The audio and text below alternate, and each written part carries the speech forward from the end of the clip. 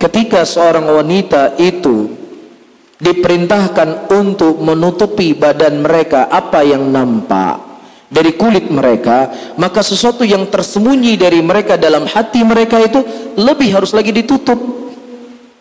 Jadi jangan sampai dia menutup badannya dengan kain, tetapi apa? Dia menampakkan dirinya, punya vlog di Facebook, punya vlog di YouTube, lain sebagainya. Belum lagi turun ke jalan teriak-teriak Allahu Akbar, Allahu Akbar, Allahu Akbar. Wahai para wanita, kalau seandainya tidak ada kaum laki-laki, kalian sholat di tempat kalian sendiri, boleh dikumandangkan azan. Azan ini sesuatu yang disyariatkan, tetapi suara kalian itu cukup didengar oleh wanita-wanita saja, nggak boleh pakai toa azannya.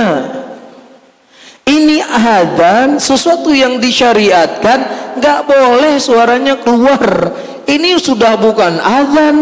Mohon maaf, demo di jalanan, teriak-teriak takbir sambil buat vlog, kemudian di-share. Ini gimana kira-kira? Gimana kira-kira? Ingin menegakkan daulah, menegakkan A, B, C, D dan lain sebagainya, khilafah dan sebagainya. Iya. Sementara Allah sebutkan dalam Al-Quran, apa Allah sebutkan dalam Al-Quran?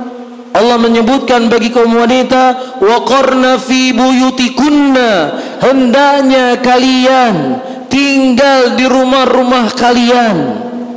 Bahkan ternukilkan dari sebagian wanita-wanita salaf terdahulu, mereka keluar dari rumahnya pertama ketika dia dilamar oleh seorang laki-laki, dibawa ke rumah laki-lakinya, yang kedua ketika diantarkan ke kuburannya.